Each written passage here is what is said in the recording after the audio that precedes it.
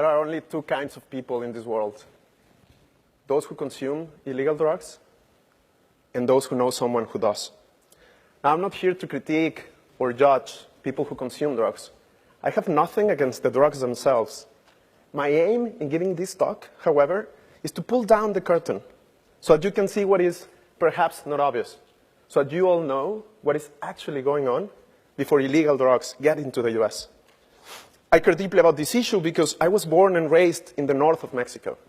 My hometown is some 200 miles south of Texas, and it used to be a place in which, as a kid, I would bike and skate around with my friends, and people exercised in the streets safely. But now, everyone is living in constant fear.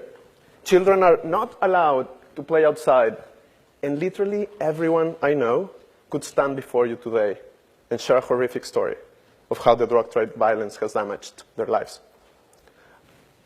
I have seen this other side, and I have kept quiet for way too long.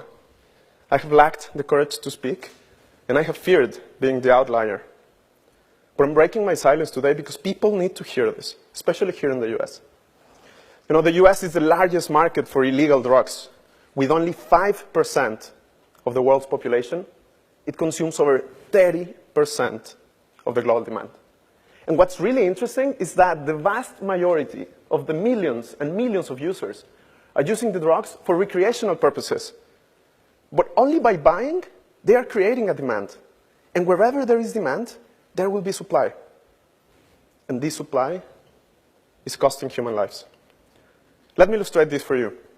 Let's say you are a user, and you feel like getting high tonight or this weekend. So you would contact your trusted dealer and engage in a business transaction with him or her. All you see is a victimless crime. So you get high, and no big deal. But what you don't see is that for any dealer to be able to sell to you, they need to be working with one of the cartels. And before cartels supply to their dealers, they either produced the drugs in Mexico or imported them from Asia or South America and crossed them to the US by land, air, or sea. And at every step of this chain, there's bloodshed. Why is this the case? Well, because this is the most lucrative of all criminal activities. As a result, it attracts the worst criminals to it. And criminals compete by force. So this is effectively a business in which the most violent player wins. And what are they fighting over? Well, territories, highways, ports, border crossings, political influence, and so on. Because the real money to this business is not in producing drugs, but in getting them from the source to the end consumer here in the US. And to do that successfully, cartels need to control their traffic routes every step of the way. And to prevent smaller criminal groups from growing and eventually competing with them, they also set out to control the smaller criminal activities like human trafficking, kidnapping, piracy, extortion, and even prostitution. To protect their huge profits, they are killing not only the people involved in the business, but also journalists, law enforcers, and innocents who refuse to cooperate. They even sometimes engage in mass killings of civilians just to instigate fear in a town. In the span of this hour of talks, 3 people are getting killed just in Mexico. This is 60 lives every single day. Many of them are innocent men, women, and children. The official death toll since 2007 stands at 160,000. This number is larger than that of the Iraq and Afghanistan wars combined. This is the bloodiest conflict in North America since the American Civil War. One morning back in the spring of 2010, I found out that 4 very close members of my family had been kidnapped by one of the cartels. Long hours of fear and suffering turned into days. Days turned into weeks. We didn't know what was going on, and we still don't, because we never saw them again. The narcos disappeared them, breaking my family apart.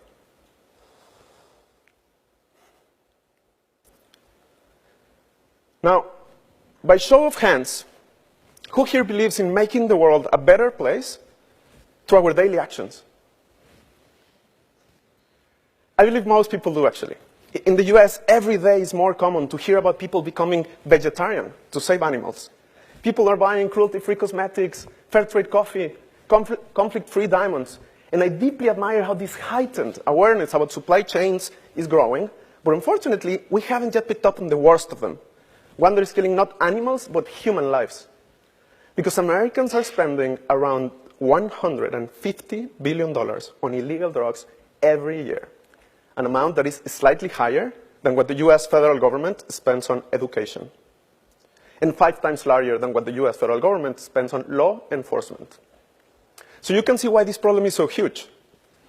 And thanks to a very convenient geographic location, Mexican cartels control over 70% of the US market.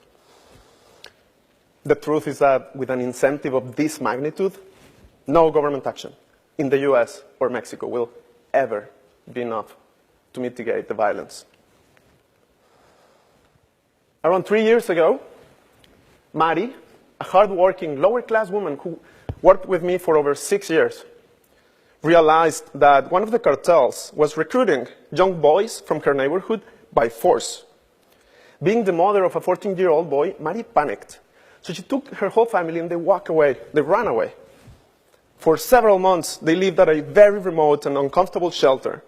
So as soon as they heard that their neighborhood was relatively safe again, the family returned home.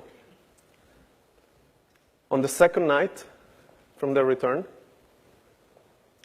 a group of armed men entered their house and killed her boy in front of her and her whole family, just in retaliation.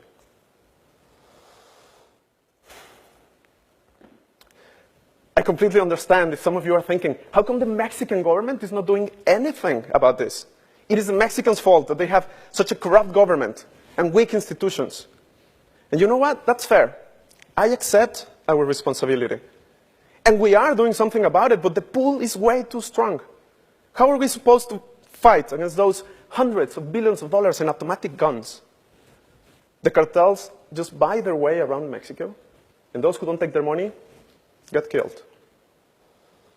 The fact we can't walk away from is that every time we buy illegal drugs, we approve, reward, and incentivize these criminal organizations.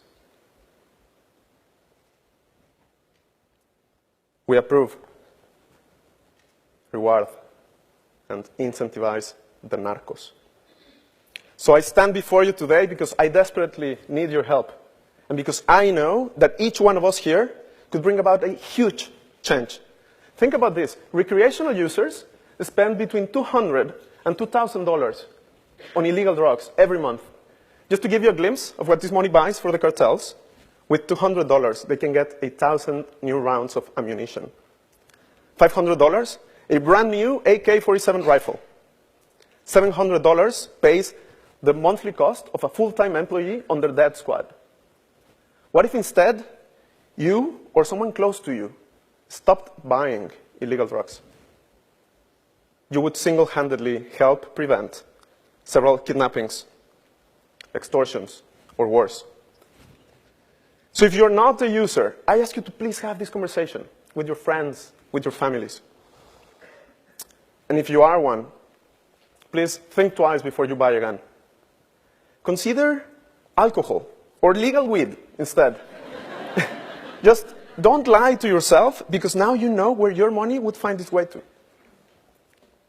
Eventually, if we succeed, my family, people in my hometown, and all over Latin America would start feeling safe again. Our children would go back to playing outside. Thank you.